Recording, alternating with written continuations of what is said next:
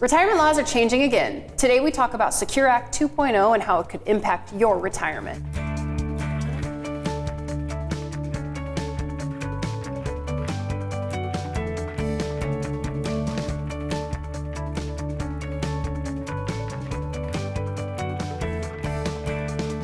This is Retiring Today. I'm here with Chawn, Honkomp, and Loren Merkle. They're both certified financial planners. They're both certified financial fiduciaries, and they're both retirement income certified professionals.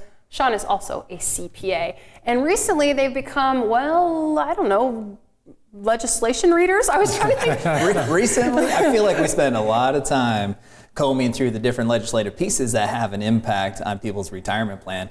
And this year, or late last year, no different. Yeah, new laws change. And this wasn't just a couple of pages that you guys had to go through. The Secure Act 2.0, which we're going to focus on today, was a big bill that had a lot of provisions in it. About 300 pages and about 90 retirement planning provisions, and many of those provisions will impact what families, pre-retirees and retirees are trying to do from a tax planning standpoint with their overall retirement plan. And that's why we've been combing through this bill, because Secure Act 2.0 was significantly different than Secure Act 1.0. We were not big fans of Secure Act 1.0.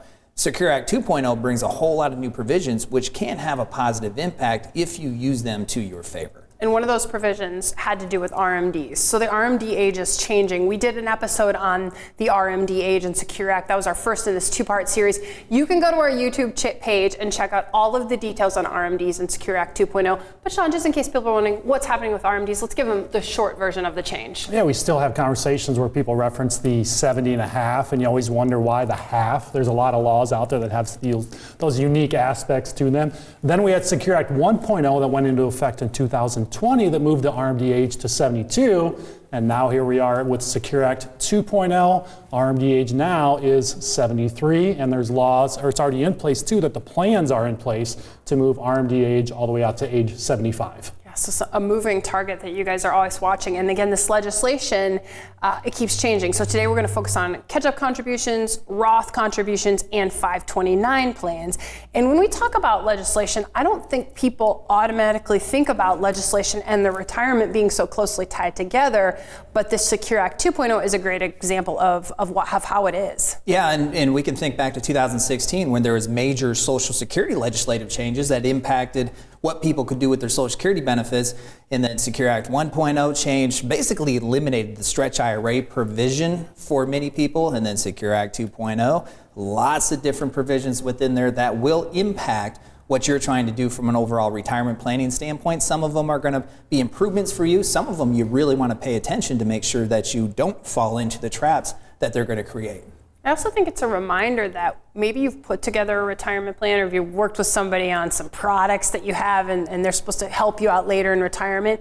If somebody hasn't been talking to you about these legislative changes, that would make me a little nervous because I know that the families and individuals we work with, we reached out right away and said, hey, here's what's changing, here's how it may impact you, here's what you need to know. Yeah, we try to communicate as often as we can. Even just today, I know we sent out one of our weekly emails, the retirement report. It was all about Secure Act 2.0.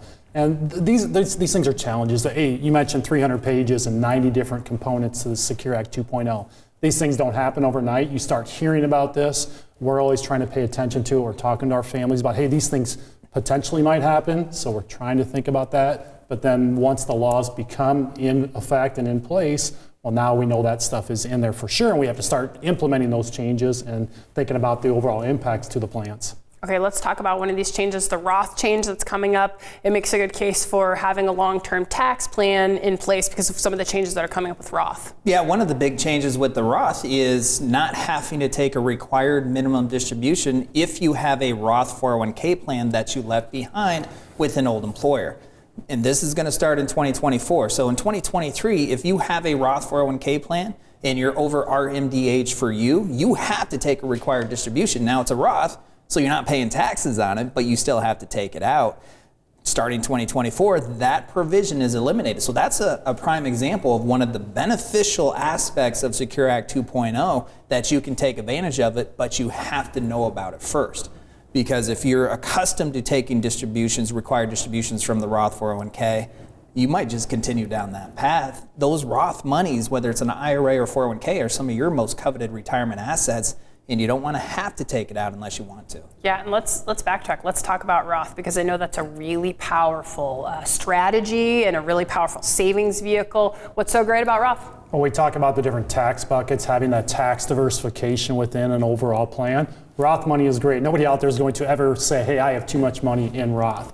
Once we get Roth dollars into any type of Roth vehicle, we know those are after tax dollars. And then as any of those balances grow, that entire account balance, none of that is subject to tax. It's our favorite tax bracket, rate, 0.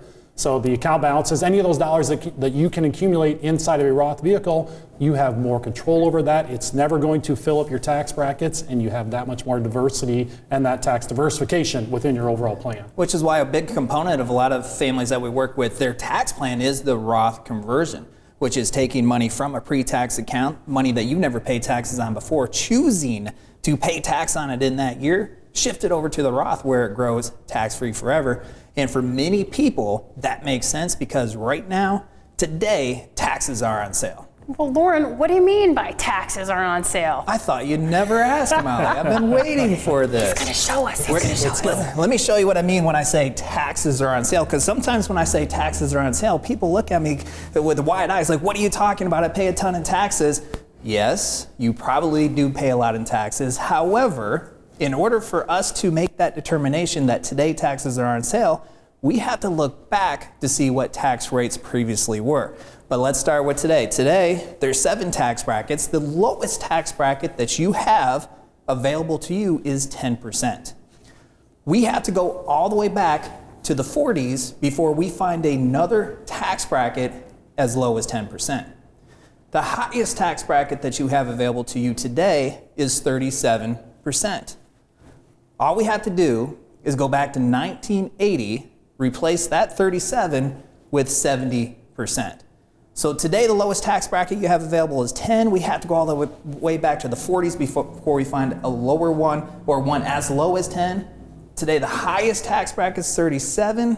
1980, replace it with 70%. And hold on, if that's not enough, the highest tax bracket that we've ever seen is 94%.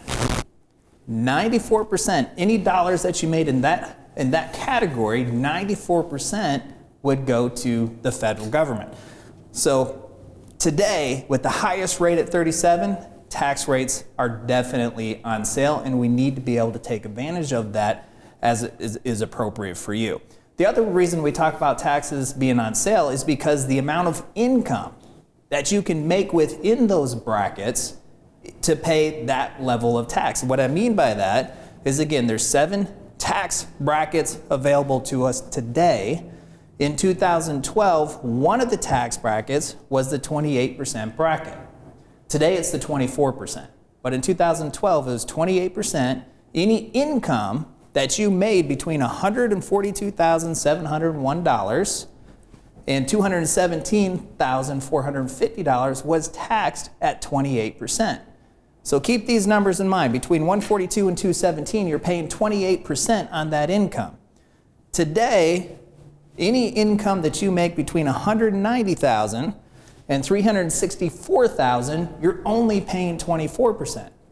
Now, I know if you're in this tax bracket, 24% feels like a lot. It is, but it is significantly less than 28%, and you can make all the way up to $364,000 to only pay that 24%.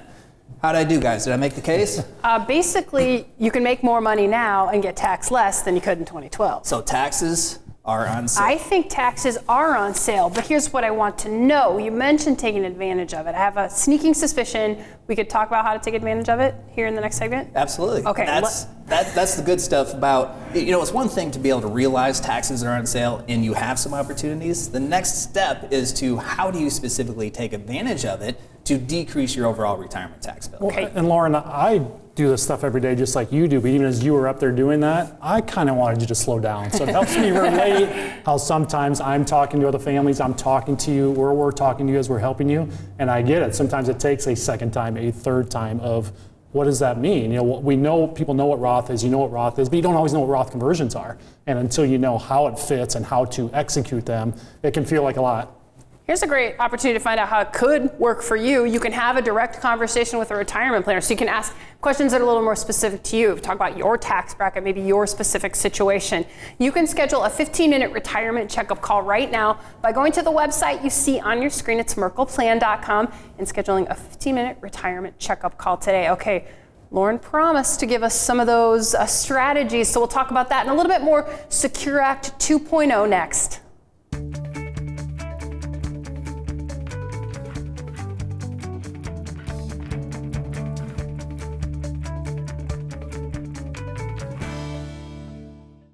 Do I have enough saved for retirement? When should I take Social Security? Which Medicare option is best? How do I plan for inflation? Sometimes the road to retirement starts with more questions than answers. We're here to help. Join us for our upcoming Journey to Retirement workshop. Get answers and start your retirement journey with confidence. Our online workshop includes information on Secure Act 2.0 and changing retirement rules. Visit retirewithmerkle.com to register for an upcoming workshop. Your retirement journey starts now.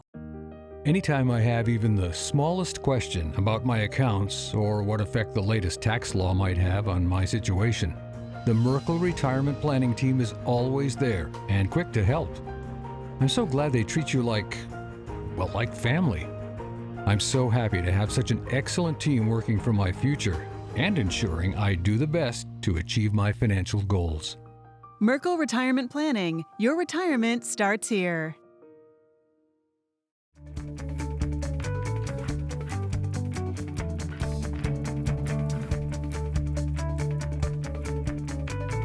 Welcome back to Retiring Today. Okay, so I have to admit, Loren and I had a little chat right before we started rolling again.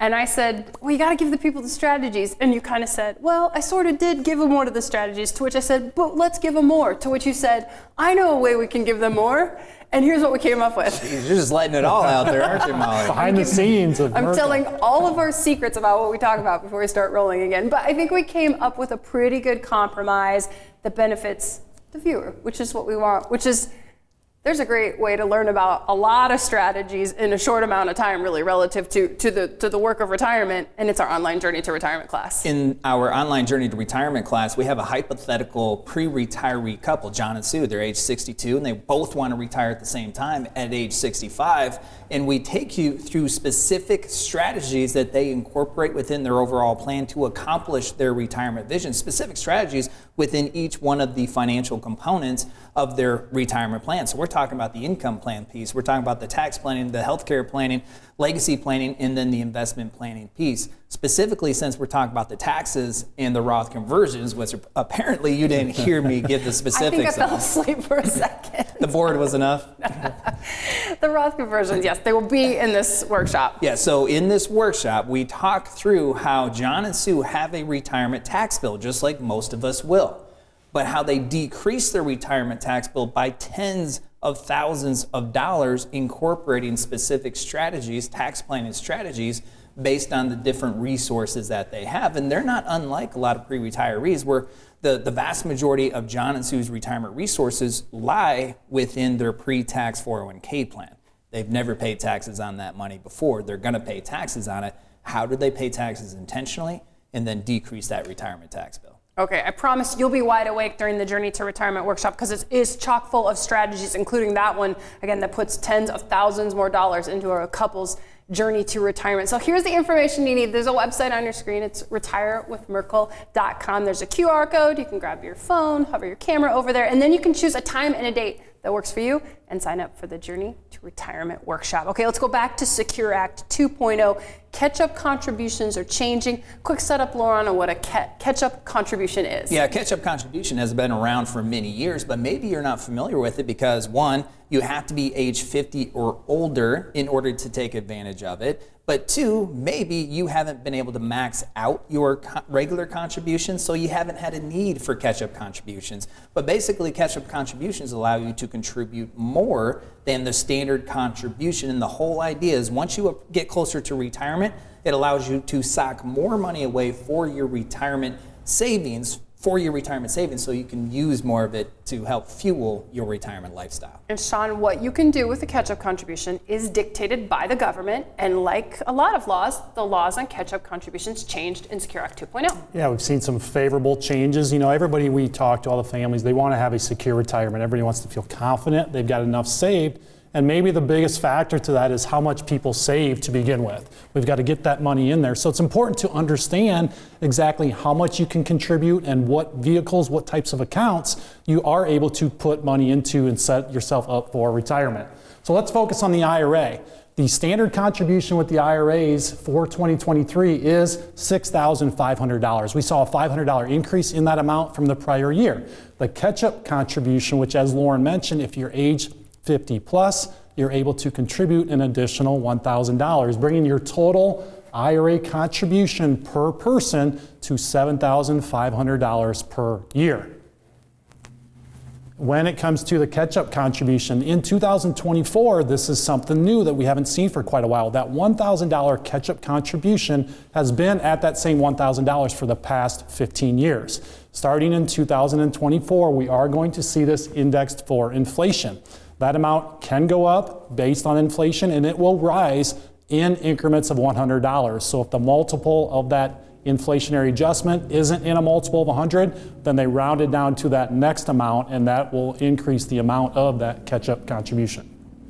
When it comes to the 401ks, these are the vehicles that have those bigger funnels. We talk about how important it is to save and get the money in there for retirement. The 401k is where most people are able to save the most amount of dollars. For 2023, that regular contribution is $22,500. The catch-up contribution for those that are age 50 plus is $7,500, bringing you to that total of $30,000. Now here's where we get to feel the effect of this Secure Act 2.0 and one of those 90 components that we talked about. Now we have this extra special catch-up contribution. So this is where it takes a lot of our work and time to be able to stay on top of these legislative changes and make sure we're aware of how they impact your retirement plan. So beginning in 2025, for those that are ages between 60 and 63, you are able to make yet an additional contribution above that $30,000 that we talked about on the prior slide. That amount is the greater of $10,000 or 150% of the prior year catch-up. I think I might be losing and confusing myself, so I'm hoping that maybe you're going to be able to follow along. And these are some of the changes, again, that we just have to stay on top of. So as an example, if we were applying this special catch-up contribution to 2023, the greater amount would be that $7,500 catch-up contribution at 150% or 1.5 times. So that would be $11,250. So then you'd be able to take, instead of just the regular $30,000, someone could put up to as much as $41,250 into their 401k. So it takes this plan, and we want to know what different vehicles we have so that you're setting yourself up for the best retirement possible. Chawn, I got a question for you. Yes, I'm ready. What'd you say? Should I go back up? We can run through it again. No, but I mean, you have the ability to make standard contributions and then catch-up contributions, and then for a small portion of the demographics, special catch-up contributions. How do you sort all through it? And that's part of the value of having that plan, because if special contributions can be a part of your plan, it's in your plan. If catch-up contributions should be a part of your plan, it's in your plan. And that's how you know what it is that you said. The government is kind of funny too. It's like just age 60 to 63, but of course they have 59 and a half. There's all kind of funny rules. The government definitely keeps changing things too. So we've got a little bit more to talk about when it comes to changes, the changes to 529 college savings plans next.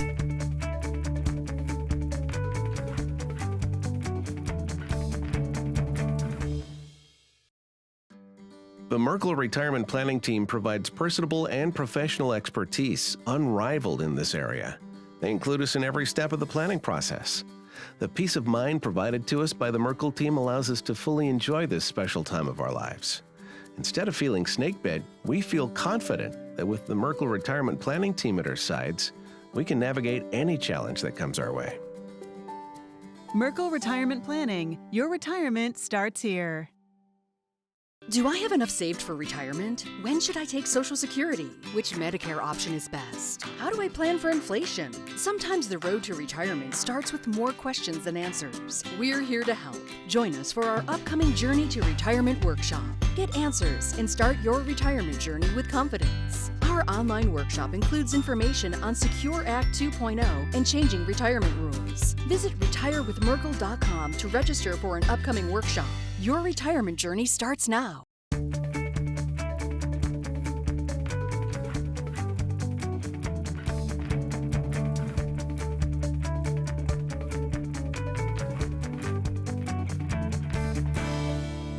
This is Retiring Today. I'm here with Loren Merkle and Chawn Honkomp. We are talking about Secure Act 2.0 and how it impacts your retirement or impacts some of your decisions. 529 plans, a little part of this. There used to be a lot of rules around this college savings plan, Chawn. Yeah, a lot of families use 529s to save for their children for colleges. You can put a certain amount of contributions in there. You get some state of Iowa tax deduction. But at this stage of life, oftentimes, if there are still balances in there, maybe they got scholarships, maybe the kids didn't go to college, the question often centers around, well, what can I do with it now? And Secure Act 2.0 at least gave people one more option. That's the good news with 529 plan money that you may not use for qualified educational expenses. Now there's an out for at least a piece of that 529 plan, which means you can take that money and roll it over to a Roth IRA and then have that money work just like a Roth IRA, because now it's not in the 529, it's in the Roth IRA. But I know there's a but here, and you're ready. I know you're locked and loaded. Yeah. There are a lot of rules around this, and quite frankly, pretty much anything you do with retirement. Yeah, I mean, that sounds really good, right? I'm not going to use this 529 plan money. Let's move it to a Roth IRA. That sounds really good. However, there's a lot of stipulations, one of which is it cannot be your Roth IRA. If you're the 529 plan owner, you have your kid as the beneficiary, you cannot take that 529 plan money, move it to your Roth IRA. You have to move it to your kid's Roth IRA. And then in addition to that, the 529 plan has to have been set up for at least 15 years in order to qualify. Any of the contributions that were made over the last 5 years, plus the interest that's associated with the last 5-year contributions, cannot move over. Okay.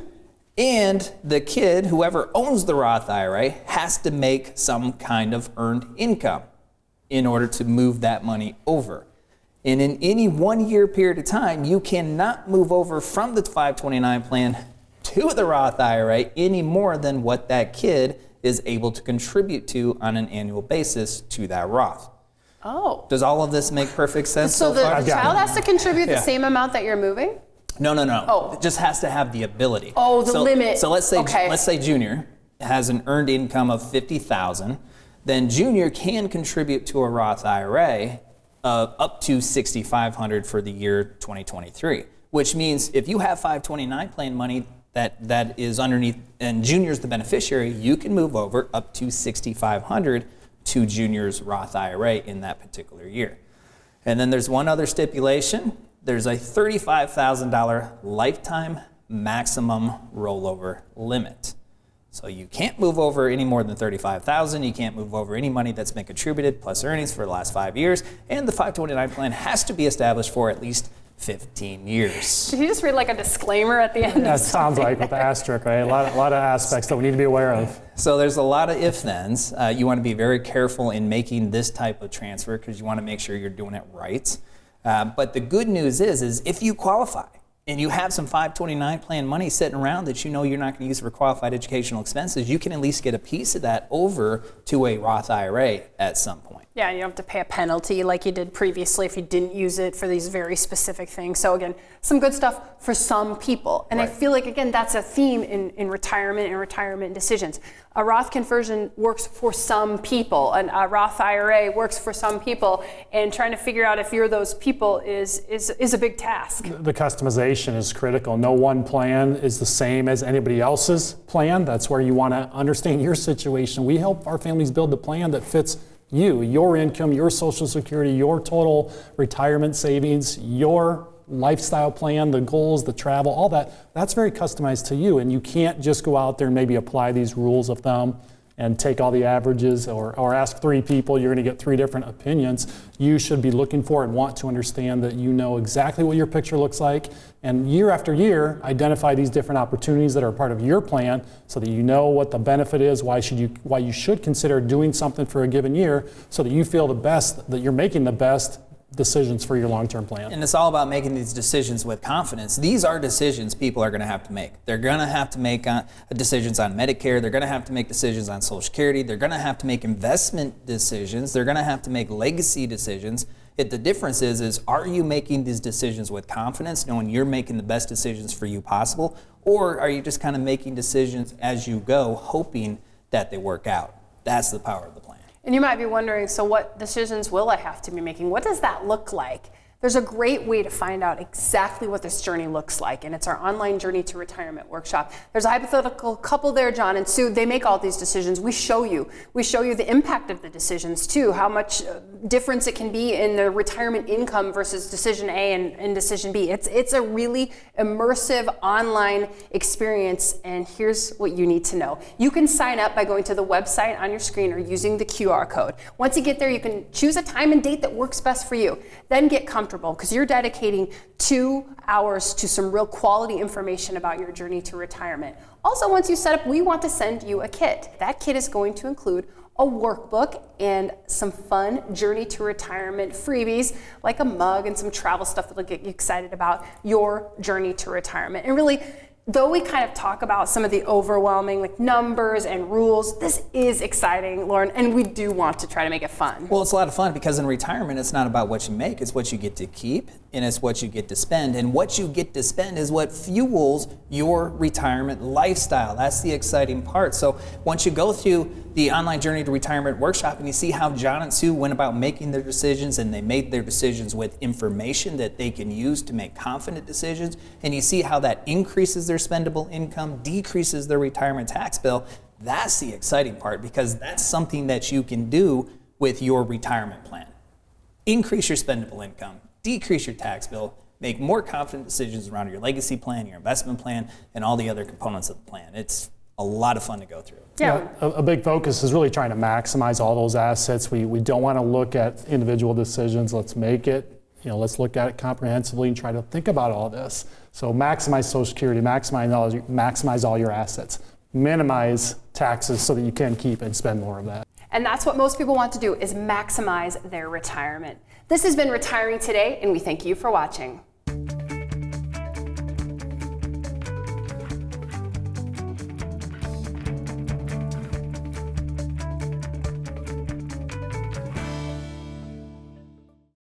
Do I have enough saved for retirement? When should I take Social Security? Which Medicare option is best? How do I plan for inflation? Sometimes the road to retirement starts with more questions than answers. We're here to help.